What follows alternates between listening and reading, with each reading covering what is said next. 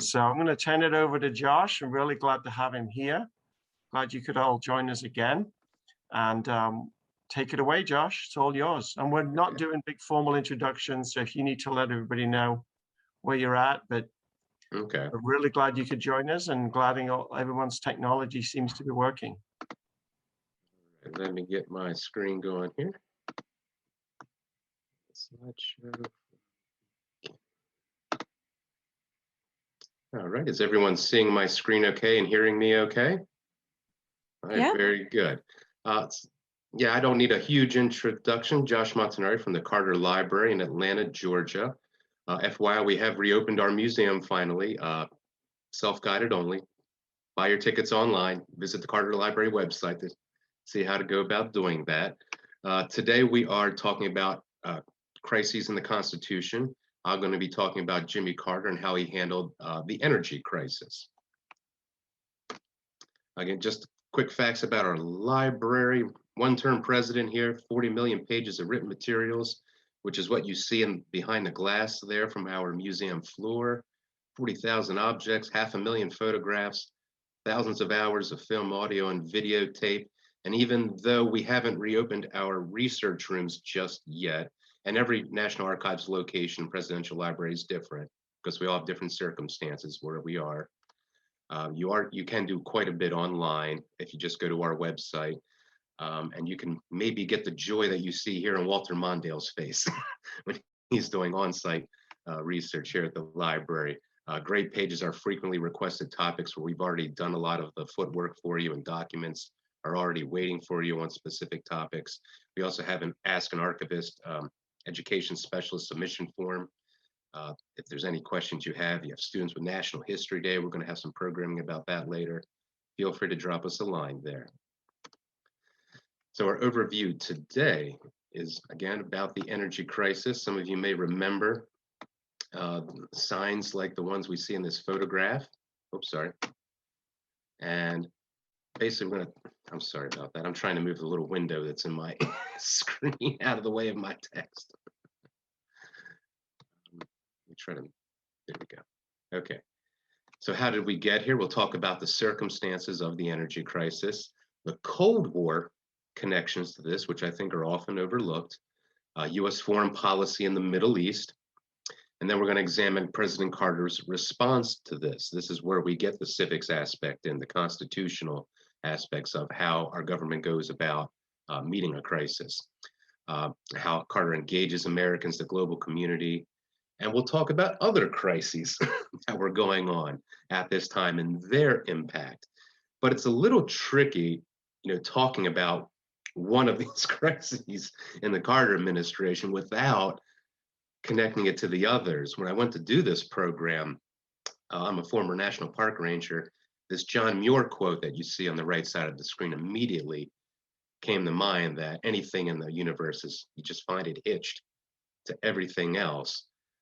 So I'm doing this, and it was a challenge not going in one direction or the other, because this obviously has ties to the Middle East peace process, the Cold War, environmental movement, hostage crisis in Iran.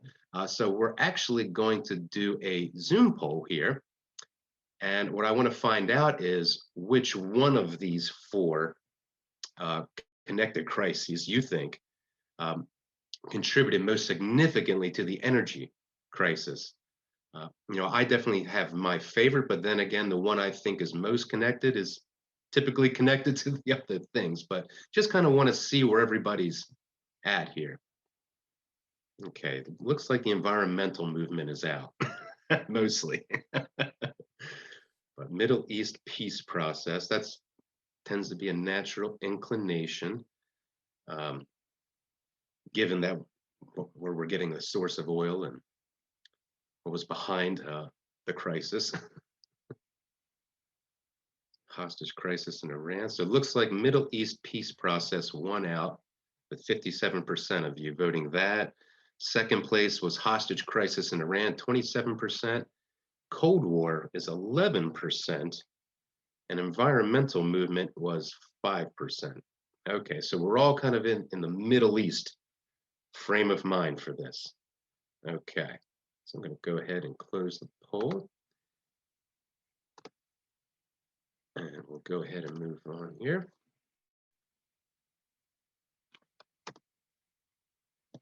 Okay, for some reason my screen's not moving.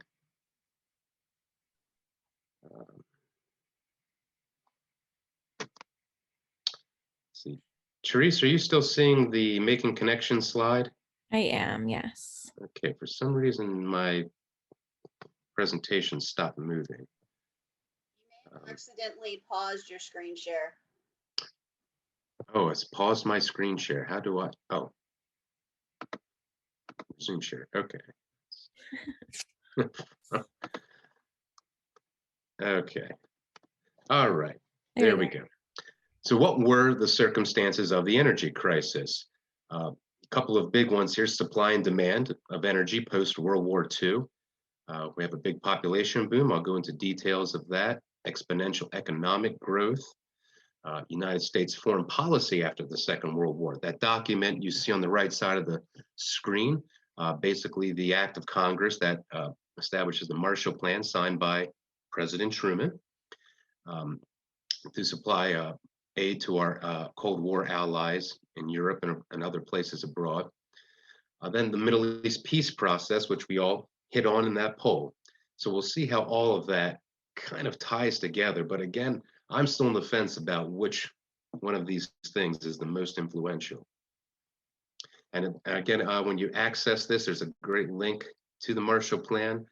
At the bottom, you can get to the document itself, and then a National Archives blog about the Marshall Plan. You see another hyperlink there. Now that population boom, baby boomers, we're all familiar with that. Suburbia, like the picture to the left we see there. That basically turned into a 71% population increase between 1940 and 1980. Real gross domestic product increases 508%. I know a lot of my friends had parents and grandparents who had quite a bit of wealth to leave them, I think thanks in part to that increase. I don't know if we'll see that in generations going forward, but this big boom was fueled by a heavy reliance on cheap fossil fuels that we were importing, mostly from the Middle East. And we were basically importing about a quarter of those oil producing countries in the Middle East oil. And, you know, something I think maybe teachers want to make apparent to students, because a lot of students might wonder, well, we have oil in our country, in Alaska, Texas, other places. Why are we importing all this oil? I think it's important to remember that our country's not quite equipped to refine the crude oil, and pretty much kind of like Superfund sites with nuclear waste. Nobody wants pipelines in their backyard, so we're very limited in our infrastructure to refine oil to get it to the products that we use at the end of the day. So that's why we're importing a lot of our oil. These other countries are set up to do that refining process. Now, that Cold War connection, often overlooked in the energy crisis and the Middle East peace process. How do we connect the Cold War to the energy crisis? How do we get from what happens to the bombs dropping to the gentleman we see in the picture there with no gas? Well, we all know the United States and the Soviet Union engaged in a Cold War by proxy. Most of us know of Korean War. We know of Vietnam, Cuban Missile Crisis. But the Arab-Israeli conflicts of the 1960s and 70s were also proxy wars between the United States and the Soviet Union. And then when we get to one of the later Arab-Israeli conflicts, it's the United States' support of them in that Yom Kippur Ramadan War that ends with an Israeli victory. And in response, the Arab nations have an oil embargo against the United States. And that goes on from 1973 to 1974. And that makes the cost of oil go up 350%. And so again, this is a great example that often the crises presidents face typically aren't things that completely start and end within their administration. So many things that presidents do are carryovers from previous administrations, just as much of their work and choices they make will carry over to the succeeding administrations. So this is something that the Ford administration, the Nixon and Ford administrations first have to deal with, and Carter inherits that. Now we're going to have a breakout room with these 3 questions, and these are meant as questions for students to get them thinking about this crisis in relative terms. You know, this is a question I often ask students in the Carter Library when I talk about Jimmy Carter not having running water and electricity in his house. But I think it also applies here. You know, what aspects of our daily lives depend on energy? Because I think when you really highlight it, then it makes an impact. Then it's relevant to students, especially since recently we had a little bit of a pump scare when there was that ransomware attack, and a lot of us couldn't find gas for a week or more. So maybe that's brought a little bit of relevancy. But it also to get them to think about what industries were most affected, who is using it. It's not just cars at gasoline stations. And then what role does each branch of our government play in resolving a crisis? They might not obviously think about what role maybe the judicial branch is playing. But this is to get students thinking about this crisis and how it would affect them, how it would affect ordinary Americans, and how another one could possibly affect them. So if we're able to go in our breakout rooms, I think we're going to be assigned questions, and we can have a quick discussion about that. And then we'll So what we're going to do is I'm going to randomly assign you into a breakout room. I'm going to put the questions in the chat here, but I'll also send it to your breakout rooms, and we'll pop in and out to make sure you know what your question is. So we're going to go ahead and send you here. We'll send you your questions, and you're just going to discuss that with your group, right, Josh? Yes. All right, here we go.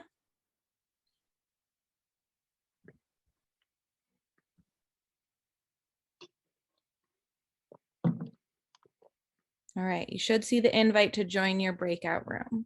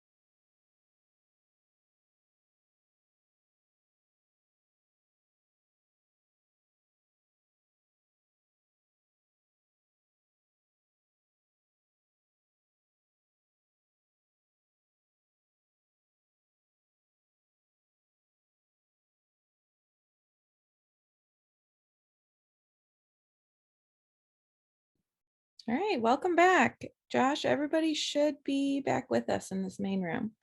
Okay, very good. And I had a good conversation in the group I went into. Off the bat, I immediately said I didn't have the perspective of being alive when this happened. I'm a Carter baby, but I don't remember this stuff. And I had some folks in my group that did remember, so that was a great perspective to bring. But yeah, again, daily lives with students, really getting them to talk about, what are all the things they have with energy, because now it's more than ever. What would ruin their weekend when they're not able to get a hold of it. As far as industries, when you talk about manufacturing, transportation, if you get real specific, because everything we use in our lives is made, manufactured somewhere, it gets transported either directly to us or to the market we buy it at. And then what role does each branch of the government play in resolving the crisis? That's kind of where I'm going with the rest of the presentation, getting to the constitutional base of how a government responds to this crisis. But I hope you all had some fruitful conversations that would be useful with your students to kind of make this relevant to them. Okay, I'm going to have to do that thing again. Pause sharing. Oh, there we go. Okay. So what constitution-based solutions were available? Well, this We is the don't see base. your PowerPoint, Josh. I think you need to reshare your Okay. screen. Oops. Okay. Okay, there we go. We're good now? Nope. No. Oh, sorry. I think it ended your share screen when we broke out, so you might need to Yes, just okay, click. I'm back. There you go. Thanks for hanging with the technical stuff, folks. There we go. Now we can see Still it. figuring We're it all out set. all this time later. So congressional legislation, Article 1, Section 1 of the Constitution, subject to approval or veto by the president. So that's where Carter's or any president's connection would be. And then here's the direct connection to a president, executive action, which is Article 2, Section 1 of the Constitution, powers not relegated to other branches or explicitly denied. So, and we have a wonderful tradition in our country of very vague legislation and the Constitution itself. So there's a lot of wiggle room for executive action.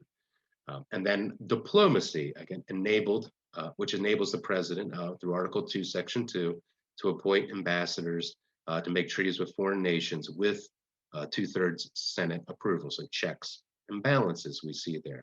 So that's a way that can be presented to your students. Again, government working together most of the time, but then again, there's things that the executive branch can do unilaterally. And we'll talk a little bit more about executive actions because I think it's important to know, for students to know really what those are and what they typically represent. So congressional legislation, here's a list of laws that were passed by Congress, signed by President Carter, and upheld by the judicial branch. In other words, if there were any challenges that came forth to the Supreme Court saying that any aspect of these were unconstitutional, the Supreme Court upheld them. And the photograph you're seeing there is of the swearing in of the first Secretary of Energy in the United States. So that's, and when the date, if you look there, August 5th, 1977. So Carter hasn't even been in office 1 year. And in this crisis, he has gained the cooperation of the other branches of government to expand the government, to create a new cabinet position to meet this crisis. So again, we see cooperation between the three branches of government and what results, being able to meet this crisis through that cooperation. And I highly encourage all of you to access the presentation afterwards and look into these laws in a little bit more detail. Maybe a lesson or an activity could revolve around one of these laws, or you assign, put students in groups and assign each one of these laws to look at it. How did this help meet the energy crisis? Is this still relevant today? Use some flexibility in your own discretion there. You know what's best for your own students. Now, there's also the Automobile Fuel Efficiency Act of 1980. I think, I know me personally, my whole life we've had fuel efficiency standards. Any car I've purchased, miles per gallon, but I think a lot of you Might remember a time when that wasn't posted on a car when you were purchasing it. Now, this is building again on actions by the Ford administration. So again, a great example of continuity and building upon those that came before them. Ford had signed the Energy Policy and Conservation Act of 1975, which was his administration's response to the energy crisis. This builds on that with corporate average fuel economy standards being updated. This would increase fuel efficiency and lower carbon emissions. It also provided more unemployment assistance for auto workers who had been laid off or lost their jobs during the crisis. It promotes domestic automobile production. And here's the big one. It provides flexibility for future administrations to adjust standards in response to economic conditions they're experiencing. And a big aspect of this was miles per gallon, was fuel efficiency on passenger vehicles. The Carter administration had set a goal of, I believe, it's 35 miles per gallon by 1985. But naturally, when the Reagan administration comes in and subsequent ones, they have that flexibility to say, we're not going to go with that standard. We're going to set a new standard. And so Carter's standards are never really put into action because this is coming pretty late in his administration. So we do not see those go into place. But again, how does other branches come in? Judicial branch allows exemptions to antitrust laws like the Sherman Antitrust Act for energy companies during times of crisis. So when we have this crisis, we're low in supply, whether it's Shell, Exxon, whatever, they might have carte blanche to dominate the market, or the government could make an agreement with one company or another and favor them to get that energy to Americans, to the manufacturing industry, to transportation companies, you name it. So there's a little bit of flexibility there. We see the Constitution really being pliable in this instance. Now, executive action, we've heard a lot in the last two administrations. President Trump used quite a few executive actions. President Biden early on already, a lot of executive actions. Again, these are those gray areas where the Constitution isn't forbidding a president or a power is not relegated somewhere else, but often what the executive orders, like the ones you see listed here, and again, the hyperlinks to each one. So if you and your students want to explore them in more detail, they more or less fill in gaps in laws. Like there may be like Emergency Natural Gas Act might somewhere say, again, gives the companies permission to bypass this regulation or that and get it to the market. Well, who's going to facilitate that?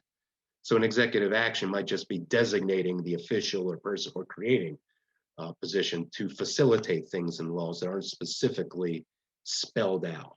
And that's more or less what most executive actions we see are presidents use. That's really what they are. As I tell students all the time, despite all the passionate rhetoric we see in politics today, any president that's in at any given time, 90% of the job's keeping the lights on, so to speak. And that's really what a lot of executive orders are, is facilitating keeping the lights on for our country.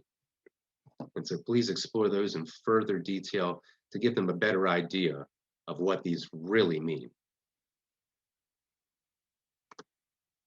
Now, engaging Americans, Jimmy Carter, he had a nickname from Rolling Stone magazine. He was the rock and roll president. A documentary was recently made about that.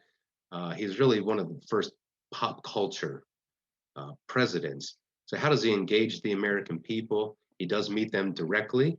Again, freedom of the press, be able to speak directly to people. Fireside chats he's famous for, the sweater you see there, which is in our museum's collection. That was one of the things he told folks. A lot of folks maybe thought that was a little condescending, just saying, put on a sweater and, and tough it out. He tried reaching young people in cooperation with Marvel. You see this comic book here with Captain America. In fact, Rosalind and Amy Carter held an event at the White House with Stan Lee and Marvel characters in costume to help publicize the Department of Energy and the conservation efforts that the administration was trying to communicate. There's a National Energy Education Day.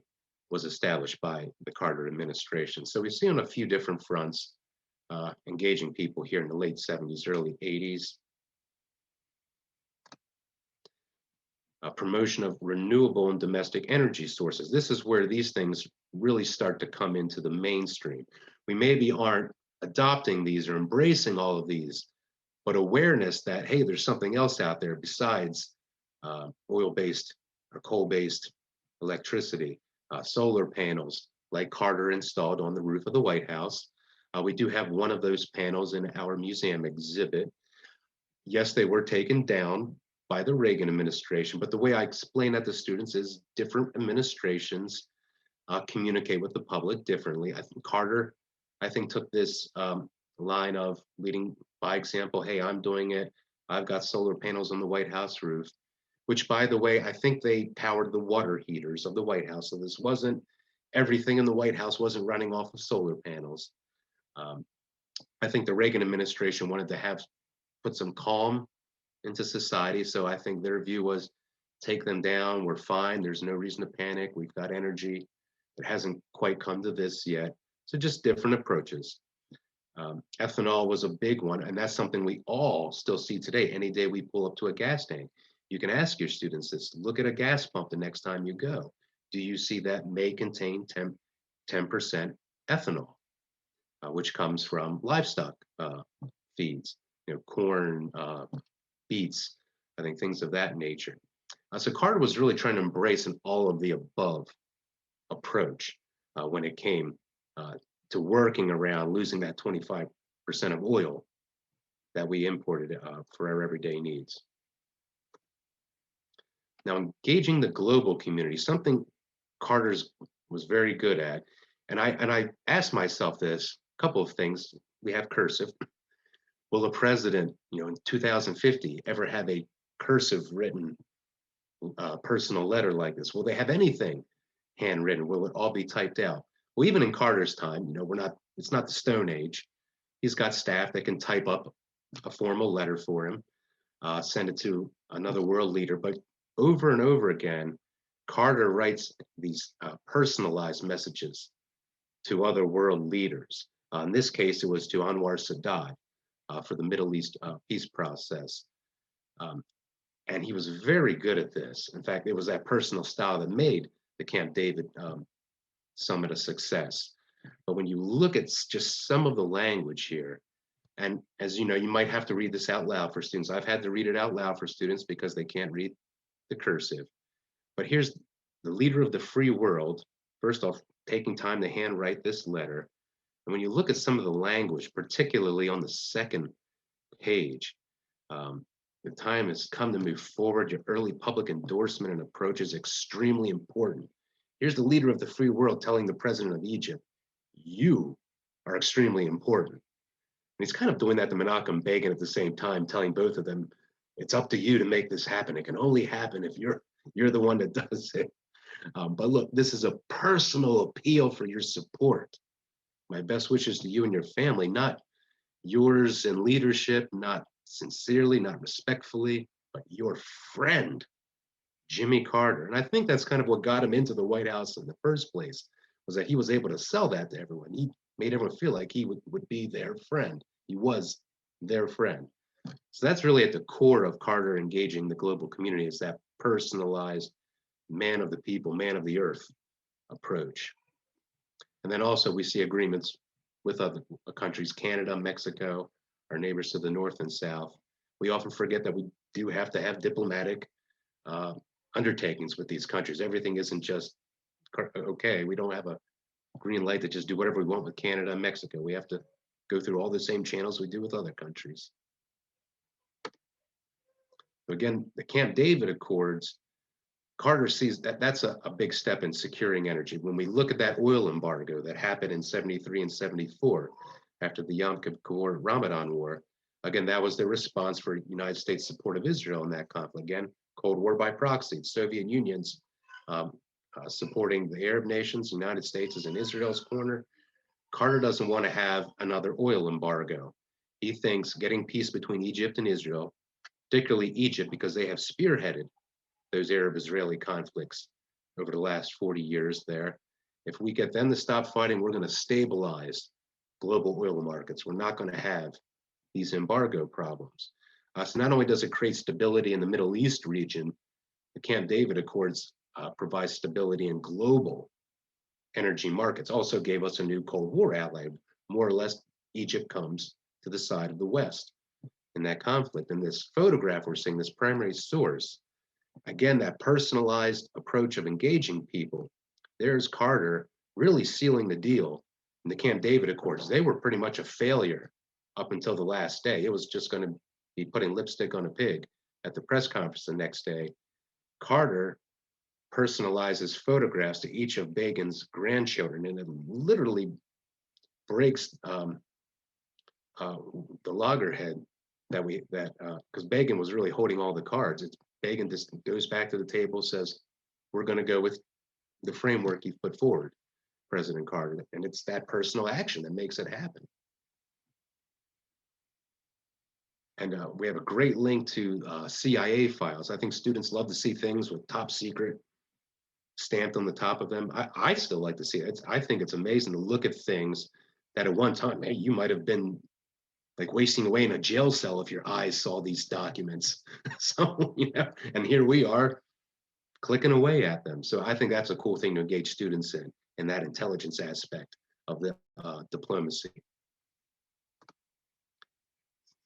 So as we get on here, 79, 1980, the Carter administration, there's a quote that there were 2 White Houses, in the last months and year of the Carter administration, one dealing with the hostage crisis in Iran and one dealing with everything else. And just to kind of run down that energy crisis, obviously, double-digit unemployment and inflation, aka stagflation. So he's dealing with that as a result of the energy crisis. The Soviet invasion of Afghanistan. So folks, something interesting to know is that before that Soviet invasion of Afghanistan, and this is kind of connected to the Equal Rights Amendment, Carter was considering including women in the draft. It does not require an Equal Rights Amendment. It just requires an act of Congress signed by the president. He had plans to request that. The Soviet invasion of Afghanistan happens. And while we look back on that today and think that was minimal as far as the United States involvement goes, Carter thought that could have been World War III. And the thought with not going forward with women in the draft was that, like World War II, we would need women on the home front. And so he abandons plans to request Congress to include women in the draft. He follows up, though, with a boycott of the 1980 Olympics in Moscow, which he does successfully convince many Western European countries to also go along with. And just a little inside tip with that's still reverberating. I went to do a little informal exhibit at the Carter Library about the Miracle on Ice, the game in 1980 between the United States and the Soviet Union. And apparently it was a touchy subject because there's still some rawness between the Olympic Committee and the Carters because of that decision 40 years ago. And so after that, then you might know the 3 Mile Island nuclear disaster. We'll talk a little bit more about that. The 1980 presidential election, very rare for an incumbent president to have to deal with a primary challenge. It's kind of ironic because Carter wins the White House after Gerald Ford has a challenge from Ronald Reagan. And here he kind of gets a taste of that medicine when Ted Kennedy challenges him in the primary, essentially all the way up until the convention in 1980. So a lot of things were on Carter's plate. Again, that intertwining of all these different crises is which one's really at the forefront, or any of them at the forefront? Are they all just one massive crisis that our nation is facing? It's hard to tell, but that's why I think this is so great to engage in a facilitated dialogue with students, because it's so open-ended. Touching on the environmental movement, I thought this was a very poignant photograph, that this was a commonplace thing around our nation. We didn't think twice about, oh, there's a smelter stack with arsenic and lead residue raining down, but We haven't had it up long enough to prove long-term health effects well. When the environmental movement comes to a head in the 1970s, prompting Nixon to create the EPA, which a lot of folks forget, it's Richard Nixon creates the Environmental Protection Agency. It's because now we've gotten to a point where we've had decades of this economic industrial boom, and we are able to make connections between that and the health of Americans. So there's that environmental movement on top of this that's maybe fueling the emergence of renewable fuels. It's creating calls for new laws, new legislation. So that is something else coming into Carter's focus. For his part, I think the most notable environmental accomplishment would be his signing of the Alaska National Interest Conservation Lands Act, or NILCA.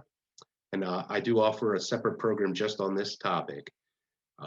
But he uses something called the Antiquities Act, which we see the Senate version of on the right there, to pressure Congress to act. And this was something kind of held over from the Eisenhower administration.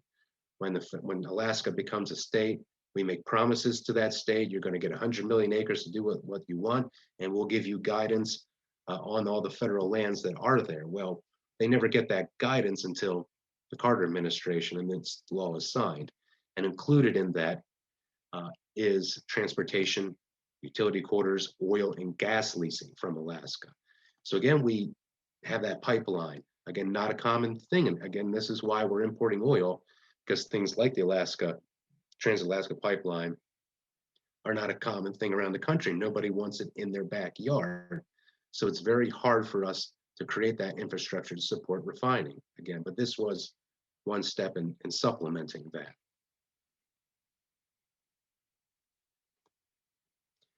Nuclear energy, something to clarify a lot. We hear a lot of folks ask about Carter being a nuclear physicist. So not quite a nuclear physicist. You could say nuclear engineer, as he studies reactor technology and he studies some physics, but it's really, he's the man that's creating the means or the medium through which the energy goes through, not the nuclear energy itself. He goes on to command, I believe it's the second nuclear-powered submarine in the United States Navy, and we see a picture of Lieutenant Carter there on that submarine. And a lot of folks don't know that he led the first nuclear meltdown response team, which occurred in Canada. And it was said that he and his team at the time, it was an evolving science, absorbed about a year's worth of radiation by today's standards in about 90 seconds. I like to joke that it's a great origin story for a superhero. Maybe something that's kept Carter going strong into his late 90s. So not a nuclear physicist, but nuclear engineer. So Carter's familiar with nuclear energy and the potential that it holds and what has to happen to make it available to the general public. And we really dive in and embrace nuclear energy at that time. But as mentioned earlier, we have the 3 Mile Island disaster where there's a partial core meltdown on Pennsylvania, and that's on the Susquehanna River, just a little bit north of Harrisburg, which is its state capital. In fact, if you're on Interstate 83, passing by Harrisburg, if you look out over the river, you can see the stacks just a little bit down there. This was a result of mechanical failure and human error. But this really turned public opinion naturally against nuclear energy. Again, these things that we need, whether oil refining, nuclear energy, nobody really wants them in their backyard. And that's a big debate ongoing in our country. And so just to clarify some of my wording, no new plants that had not already been planned or proposed when this happens have opened since then. There is one here in Georgia that looks like it's slated to get there, but the plan for it was conceived before 3 Mile Island. It's interesting to think about, 40 years of process for getting a nuclear power plant online. But despite that, it still accounts for 20% of our nation's energy supply. So that's something that gives you a bit of a clue how much we dove into that back then. Now, this was going to be maybe our end-all solution. Then we have the hostage crisis in Iran. That occurs November 1979. Just the basics of that, the pro-American Shah, who was installed with the assistance of the CIA during the Eisenhower administration. He flees when the revolution is beginning there. When the Ayatollah Khomeini comes out and takes power, he comes to the United States for cancer treatment. That is what spurs the Ayatollah to incite militants to overrun the U.S. Embassy. And should be noted that a lot of folks got out of the embassy. We arrive at that 52 number. That was kind of the last of the most essential of essential staff that were still there. They did evacuate, I think, more than 1,000 personnel from the U.S. Embassy, but that's 444 days.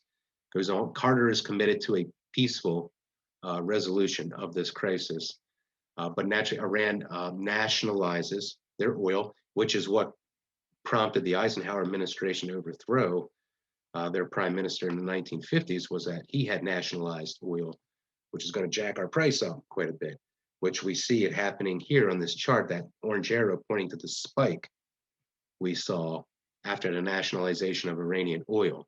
And believe it or not, though, we did eventually start importing oil from Iran after that, but we have not imported oil from them since 1992, since the George H.W. Bush administration.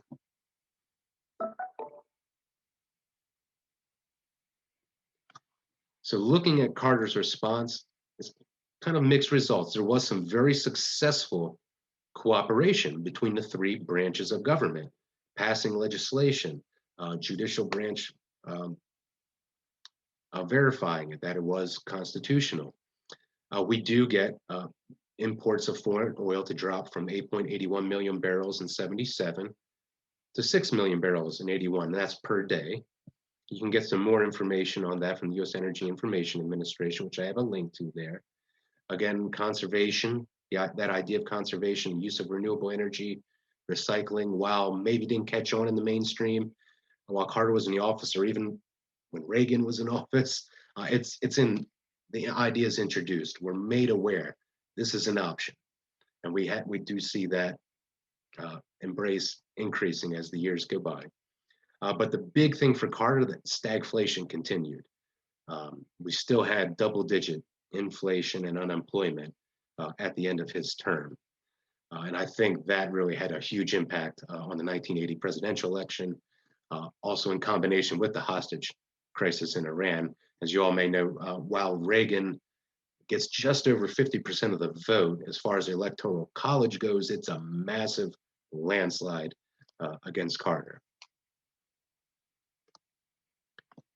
So now coming back to it, again, we're going to get into breakout rooms here, but again, facilitated dialogue that I think is good for students, open-ended. Again, looking back, what were the practical ways our government approached this? And I think this was a great example, because we didn't have a lot of pomp. We didn't have a lot of the theater we see in politics today. We just saw pragmatic solutions coming forward from our government. So we're going to go into our breakout rooms, and we'll discuss these two questions here. And again, thinking about it from the perspective of your students, how to engage them, and maybe how to, at your own discretion, maybe retool, reword these questions to make them more relevant or more effective in a discussion. So it was a brief discussion that we had. But I think in this point, the government worked relatively effectively with each other. But something that was interesting that we're seeing in the headlines now about filibuster, reconciliation, and off the top of my head, I don't know what the status of those were when this was going on, but I think that would be something very effective to bring up with your students, is to look further into that. Did they only need a simple 51 majority in the Senate to pass something back then? Was the filibuster being exercised? Because maybe that explains why they got so much done working together. But again, trying to bring the past together with the future, with what's happening today.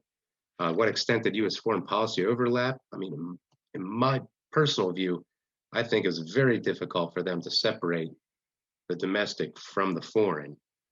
In this case, they were just inexplicable.